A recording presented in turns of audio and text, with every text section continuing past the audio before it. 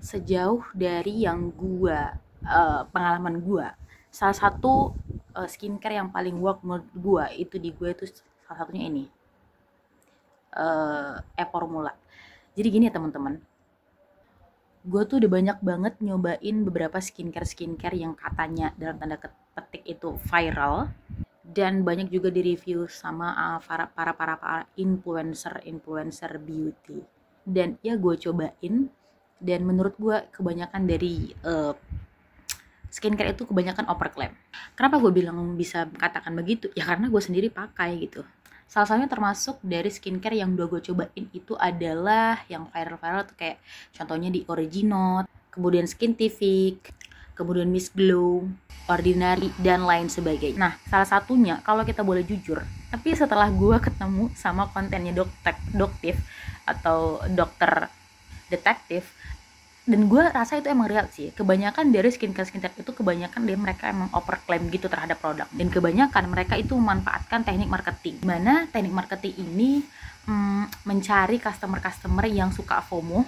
Salah satu contohnya tuh kayak gue. I have a blog now because I will prepare for I'm going.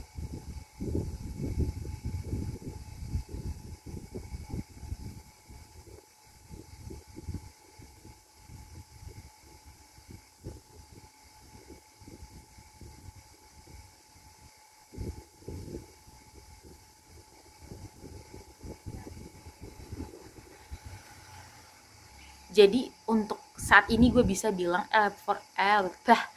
Formula ini adalah salah satu skincare yang menurut gue work di gue. Dan sebagai buktinya nih kalian bisa lihat dia udah kepake. Dan gue itu termasuk orang yang menurut gue tuh nggak suka yang kayak semua yang gue beli di TikTok itu gue review terus gue bilang bagus terus gue sematin keranjang kuning. Enggak, gue hanya mereview semua yang gue rasa itu work di gue. At least kalaupun gue beli dan gue rasa itu nggak work di gue nggak mau review. Gue nggak mau mengatakan itu kayak gue review itu baik-baik terus gue sematin di keranjang kuning. No way, gue nggak banget ya. Dan sebagai contohnya nih ya, Formula ini udah gue pakai. Kalian bisa lihat ya, ini udah gue pakai dan gue udah rasain manfaatnya. Makanya gue berani review dari Formula ini sendiri. Jadi menurut sejauh dari yang pengalaman gue, ini termasuk yang menurut gue worth it dengan harga. Karena ini harganya juga lumayan ya, 100 ribuan lebih kalau gue nggak salah. Dan emang dia tuh kalau di gue nih kalian bisa lihat, ini gue itu termasuk kayak kulit gue itu kayak pakai skincare yang lain tuh nggak ada perubahan, nggak ada ngefeknya gitu. Ketika gue pakai skincare ini gue habis cuci muka, gue habis mandi, ini emang gue bener-bener nggak pakai apa-apa sama sekali. Ini menurut gue kayak kulit mati, sel-sel kulit mati di muka gue itu sedikit berkurang, walaupun ini ada jerawat-jerawat. Dan Formula ini tuh emang bener-bener kerasa kayak cekit-cekit gitu kalau dipakai. Nah, jadi nanti gue tunjukin ke kalian beberapa dari skincare yang viral, dan itu banyak banget yang gue pakein terus gue rasa itu nggak work. Habis itu ya udah gue nggak pakai lagi. Salah satu contohnya ini termasuk yang bentar ya, susah banget nih. Ini termasuk salah satu skincare yang menurut gue harganya lumayan mahal ya, karena harganya itu kayak 500 ribu, hampir 200 ribuan gitu. Dan ini kayaknya termasuk skincare yang katanya diklaimnya itu skincare-nya lumayan ekspensif atau eksklusif ya, karena harganya cukup mahal dan gak ramah untuk di kantong-kantong orang menengah ke bawah. Dan kalian bisa lihat gue udah pakai setengah ini dan menurut gue nggak ada perubahan sama sekali. Gak mungkin dong ya gue udah pakai setengah terus gue rasa itu nggak ada perubahan, kan gak mungkin, kecuali gue belum pakai, gue pakai 1-2 hari 1-2 minggu terus gue bilang tuh nggak ada perubahan. Itu namanya gue nggak fair. Jadi gue gak mau panjang lebar, pokoknya gue cuman mau nge-review produk-produk, nge-review baik produk-produk yang gue rasa itu itu work buat kalian, atau buat gue maksudnya. Tapi mungkin gue bisa disclaimer juga ya, mana tahu sesuatu produk itu work di gue, tidak work di gue, bisa jadi itu work dari kalian. Cuman sejauh dari yang pengalaman gue bakalan review baik produk-produk yang menurut gue tuh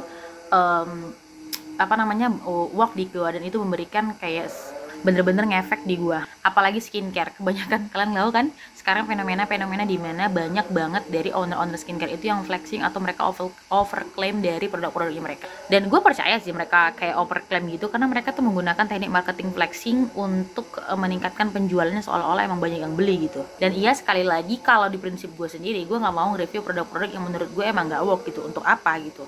Karena menurut gue kalau misalnya kita mereview produk itu tanpa kita gunakan, itu menurut gue salah satu kalau dari menurut gue secara agama itu udah salah ya, karena menurut gue kita tuh kayak kita tuh mengklaim produk yang kita belum pakai, terus kita mengklaim baik produk itu sementara kita belum pakai. Nah, kalau misalnya kalian lihat banyak banget dari beauty influencer yang nge-review produk-produk terus mereka kayak, ini gue udah beli satu lagi tuh, padahal dia yang nunjukin juga belum dipakai, gimana dia tahu?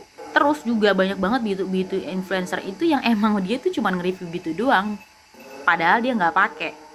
Dan yang namanya juga beauty influencer ya pastilah dia menerima endorsan dan juga sampel-sampel yang dikirim dari si ownernya itu tadi. Ya kalau misalnya dia itu adalah influencer yang kurang atau dia bisa dikatakan tidak mempunyai prinsip atau integritas, ya biasanya mereka akan review semua produk sih.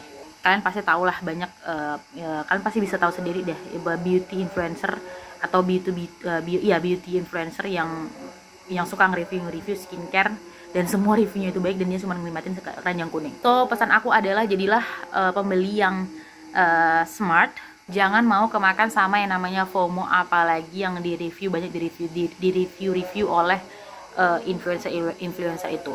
Sebelum membeli ada baiknya kalian itu memilah mana beauty influencer yang menurut kalian itu dia jujur dengan apa yang dikatakannya dan apa yang dia review.